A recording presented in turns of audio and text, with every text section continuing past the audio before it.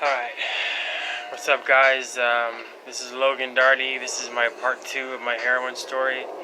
Um, if you haven't watched the first part, you need to stop right now, press the little stop button, and go back and watch that part, because if you don't, you're not going to know what the fuck I'm talking about. And you kind of need to know, like, what I went through so far. I'm not sorry about the music on the first video. I didn't realize it was so loud. I didn't realize until I had actually watched the video after I was done recording it. It was 25 minutes long, and I really didn't want to do it. Shit, I'm trying to make this like part 2, and people keep calling me, so I keep stopping. So this is like the 10th time I've started recording this, but hopefully it goes through this time. Hopefully no one calls me, and we're good. Anyway, I want to go through. I want to go back and go over some stuff that I talked about in the first part that I didn't really explain too well. People had some questions, and I just need to explain better, I guess. Anyway, JJ, I said, rest in peace, JJ. JJ is dead. JJ is the one that helped me after I was taken, after I was beat. He's the one that I told the guys that beat me. I told them that he helped me. That's why they didn't kill me. But they did end up finding JJ, and they did beat him up pretty bad. But they did not kill JJ. I am not the reason JJ is dead. This was in 2016. He was doing really good this past year, 2017, and this 2018. He was doing great. He was homeless back then, but now he had a place to live. He had a good job. He had friends. He looked really healthy. And I was talking to him. I told him, I was like, I'm so proud of you, bro, for being clean, for doing good. Like, we both came, from the streets shooting heroin, or we're both working and doing good now, bro. I was like, I love you, and I'll never forget what you did for me. And he's like, yeah, bro, I'm proud of you too. Like, you're doing good, Like, I love JJ. He was like a brother to me. Anyway, 2 days later, 2 days after I talked to him, I got on Facebook, and I saw somebody posting that he died. I didn't want to believe it, but I looked, and he did. I guess the night before, the day after I talked to him, the day after I told him how proud I was of him for cleaning up and doing good, I guess that night he was drinking and he took some pain pills, and he died. He took pain pills and drank alcohol, and it killed him. So that was about a month ago from today. So JJ is dead, and his funeral was about 3 weeks ago, and I didn't go to it. I wanted to go, I couldn't. I didn't go. I'll never forget JJ. I'll never forget him. I'll never forget what he did for me, and I hope that he's in a better place now. Anyway, hang on.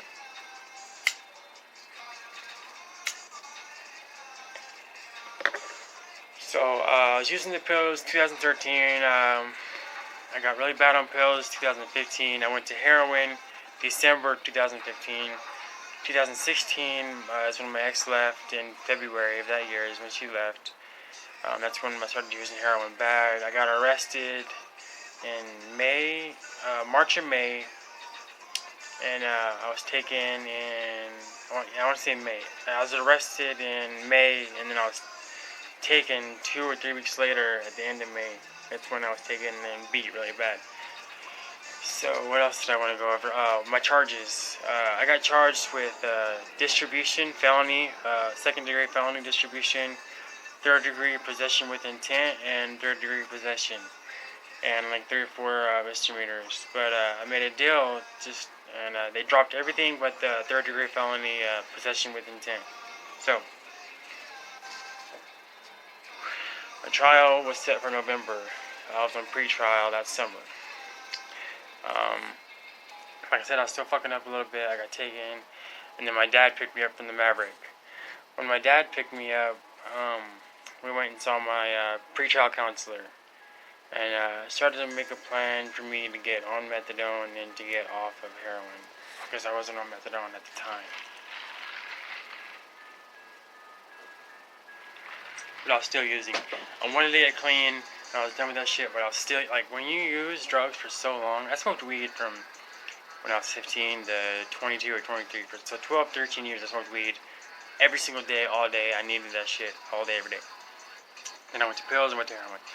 When you live a life using substances to dull your senses for so long, and I'm almost 27 now. I am still on methadone. I am on methadone right now. But I haven't used heroin since November or cocaine. I'm doing really good. I have a full-time job, house. I live with my parents right now because I'm still trying to fix everything from my life.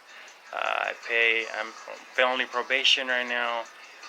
I'm paying that off, fines and stuff like that. Anyway, so that summer, when I started getting clean, I went to Project Reality. And I was doing pretty good, I was on methadone. I was maybe using once or twice a week. I was trying not to use. I wanted to get clean.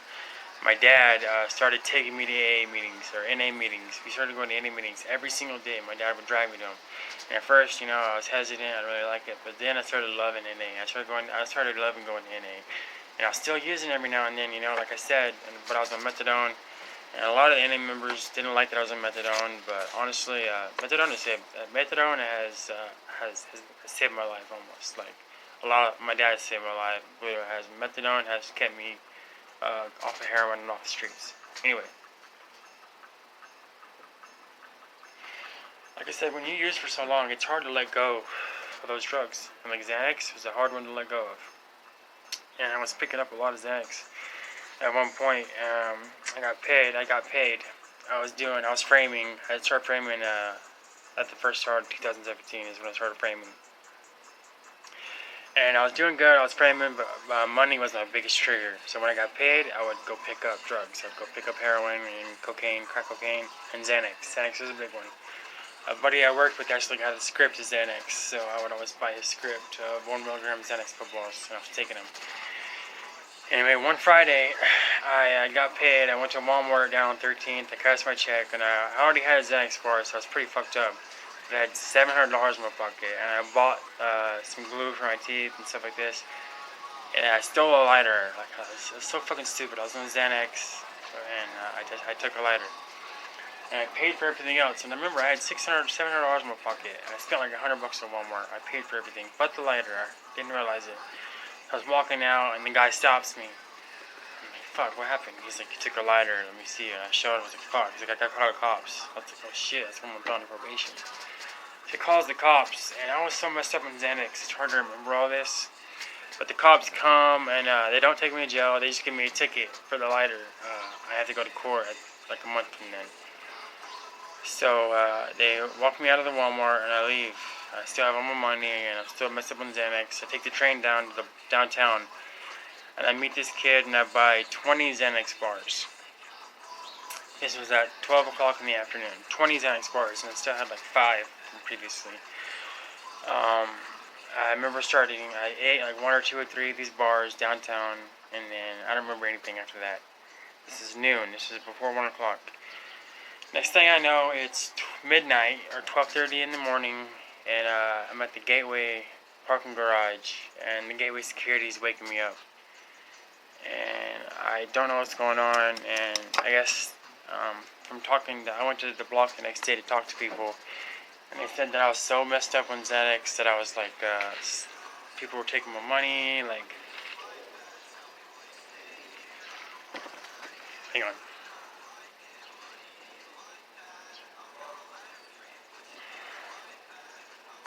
I haven't been feeling very good. I just threw up a little bit ago.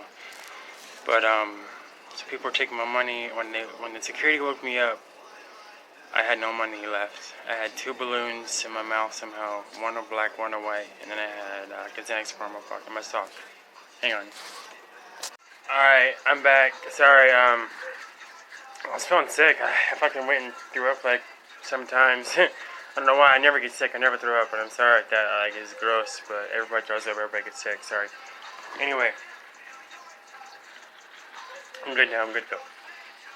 So the gateway security wakes me up. It's like 12:30 at night, and so I lost 12 hours of the day. And I remember them waking me up, and I had 2 balloons in my mouth. They didn't find those, and I had like 3 Xanax bars in my sock. And I was just coherent enough to tell them my dad's name and my dad's number. I remember my dad's number somehow. And then that's all I remember. And then next thing I know, I'm waking up in my bed the next morning, Saturday morning. My dad tells me that like when he came to pick me up at 1 in the morning down the Gateway, and he said that I was like gone. He said I was gone, like completely gone. Couldn't talk. I couldn't talk. Like, because Xanax does to you, and I'm really lucky that I didn't die because I was on methadone at the time, and if you mix methadone and Xanax, like it can kill you. And I don't know how many bars I ate because I had like 25 total. I don't know how many I ate. I don't know if people took them. All I know is that I had 2 bars left, 2 balloons, no money, no cell phone, no backpack. All my stuff was gone. Everybody took all my stuff, all my money. So, that was like see, I've been through all this shit, and when you're an addict and you want to get clean, it's so like you might hear this, you might say you're fucking idiot, you're stupid for keep going back, but like addiction, that's what addiction does to you. So, the methadone clinic I was going to, they ended up drug testing me that Monday, and they saw that I had Xanax in my system, so they actually kicked me out. So I wasn't allowed to go back there anymore. So I started going to a new place, which is where I'm going now, which is, I'm not going to say the name, but they're way better than the first place. Anyway, so they kicked me out. I went to this new place. I was working. I was still going to NA meetings. I was trying to stay clean before my court date, but I couldn't, like, I was still using, but I ended up, my court date was in November.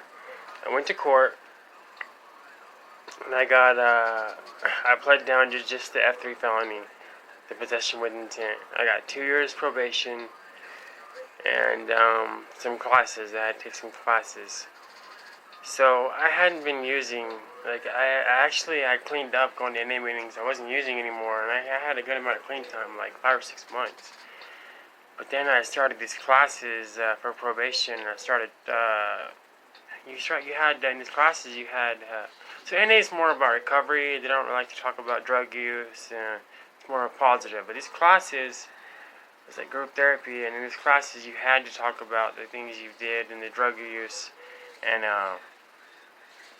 I had been clean for 6 months, so I hadn't been talking about drugs. I hadn't been using them. I'd been away from them. But once I started talking about these drugs,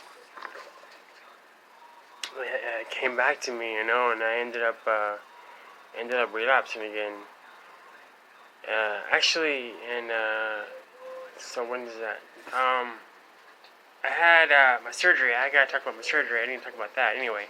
So when the guys messed me up, they knocked out all my teeth up here and down here. My biological father lives in Missouri. He's a great guy. I love you, Dad. Colin. My stepdad is Vern out here, the one who saved me. They're both my dad, but I love them both. Vern has taken care of me. He's taken me to meetings. Vern is the one that got me clean. Vern is my dad. I call him Dad, and I love him. I love Colin too. I know, Dad, you're gonna watch this, Colin. I love you too. I appreciate everything you do for me, all the money that you help me out with when I need it, and I just don't think that I don't love you because I do. Anyway, we're talking about the surgery. So Colin, my biological dad from Missouri, he ended up paying, it was $5,000, and they pulled out all my teeth, all my top teeth, all my bottom teeth. It took them about an hour to pull all my teeth out. They stitched them up, and then they put my new teeth in. For a few days, it was hell, Anyway, life's a lot better now that I have dentures, because my teeth are bad, they hurt me, and I don't have to worry about that anymore. So, now that I didn't have to worry about my teeth pain, it was a lot easier for me to start to get clean and get away from drugs. I still love drugs, and it was hard to stay away from them, but I started getting more clean time. But then, I started going to these classes, and I relapsed again. I messed up. And actually, my ex, Tessa, we got back together after I had my teeth surgery. We got back together. I want to say it was. God, when did we get back together? So we were separated for about 8 months. She left in February. So we got back together right around my sentencing, right around the time I got put on probation. We were doing pretty good, But some things happened with us, some distrust on her part and on mine. I relapsed. She caught me. My dad ended up catching me. I was still taking Oxy or two every day for my teeth, for my surgery, and I was using it as an excuse. I had surgery, I had all my teeth pulled out, my teeth hurt. Just using an excuse to get high. And I was on probation too at the time.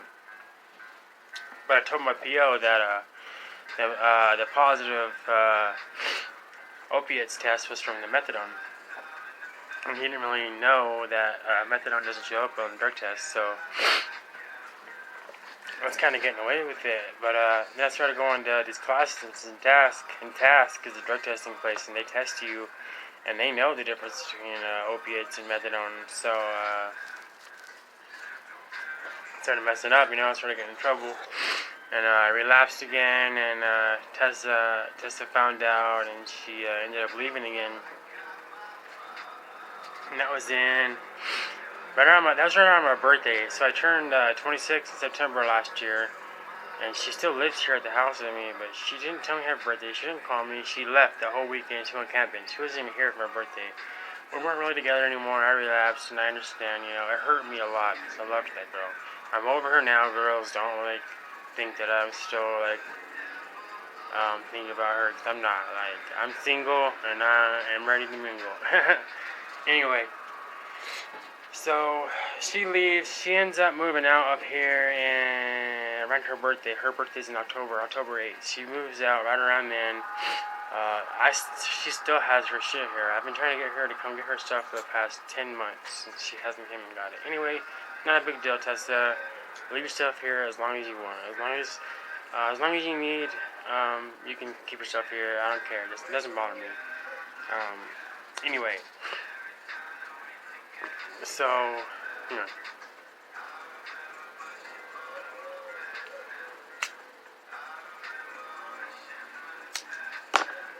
So I was going to these NA meetings, and I was in probation, getting tested, and working. I was working full-time framing. But then once I relapsed and Tessa left, I started to use again. Started picking up using again. This is in 2017. And I was fucking around probation. I was trying to cheat my drug tests, and I ended up getting kicked out of my classes, my probation classes.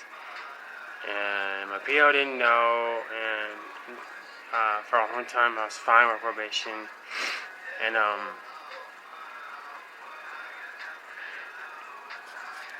after I got kicked out of these classes, I was still checking over probation once a month. I was doing good with that. But then I was single. Tessa had left. For months I was I wasn't using heavily like every single day, but a few times a week, maybe like 3 or 4 times a week I was. And so it ended up last November, my dad ended up catching me in the bathroom. He caught me shooting up in the bathroom. And so he said, listen, you got to go to the VOA and you got to get off of heroin. You can't stay here. You're out. So I ended up, I went to the VOA. I don't know if you guys know what the VOA is. It's the Volunteers of America. It's a detox center. And I went there. And I was due to get my methadone take-homes like the next day. But I was getting take-homes for a while, and I was abusing them. I was taking them, I was shooting them up. I was fucking up again. I'm a fucking addict. I'm a retard. Anyway, I went to VOA. I left the next morning with this one kid that was a heroin addict. He had a car. So I left, came to my house 6 in the morning. I got my lockbox. I woke my dad up. I was like, I'm sick. I need to get my methadone. I'm sorry, I can't do it. And he was like, well, just wait. I'll take you to get your methadone. I said, okay, let me go tell this guy that I'm going to stay here. So I walked out to the van. And I told him, I was like, put it in drive. I jumped in the van and I drove off. And my dad texted me and he said, I'm sorry you made this decision. I didn't care. I just wanted to go get high. I went and got because I was sick. I was withdrawing like crazy. It had been like 2 days since I had taken opiates. So me and this kid went and got my take-homes. I gave him 2 of them, and we took methadone, got super high. Went and made money the whole day. I'm not gonna tell you how I made money. It wasn't sexual or anything, but it was illegal. But we went and made $500 to $1,000 that Monday. Slept in his van that night, and then ended up going back to the BOA the next day because I knew that I wanted to be clean when I was done. But I had methadone there, so I needed to get, I don't know. Anyway, ended up sneaking the methadone into the BOA, and I took it all within 2 days. That Thursday, ended up coming home, and I told my dad, I was like, I'm done, I'm done, and he gave me another chance. So from Thursday to Monday, I was sick as shit. I had no methadone, nothing, and a lot of people, it's hard to explain opioid withdrawal. People that haven't went through it, I can't really explain it to you because you don't even you won't understand it. Just know that it's horrible. It's horrible. Anyway, so that was the last time I used heroin and cocaine. Was that when I was in the VOA? That Monday I left and got crazy. I came home, I was sick for 5 days, I went and got my methadone take-homes, I gave them to my dad so he could dispense them to me. I got a job framing at Moonstone Construction, so now I have been clean since November 16th, it is August, what is it, it's August 5th, so I've been clean for almost 9 months now. Money is my biggest trigger, so when I get paid, I give my dad my paycheck, and I have him dispense it to me accordingly, so I don't go get high, because I will. I'm still on methadone. I do smoke weed every now and then, just because I'm a framer. I work 6 days a week. I don't want to get back to where I was smoking every single day, all day like I used to, but weed's legal in most states, and I've never really had a big problem with it. But, yeah, this is where I'm going to stop this one. There's more things that I want to talk to you guys about addiction and recovery and all that good stuff. And I'm going to make a video about my teeth, too, because a lot of younger people my age that need to get dentures are really afraid. I know that I was very scared before I got my surgery, so I was on YouTube watching videos of people like me that had to get their teeth taken out. So I'm gonna make a video explaining all that. But as for now, I'm single, I'm working hard as fuck, I have a place to live, I'm doing good, I have money in the bank, and life's good. So I'll be making more videos. Subscribe to this channel.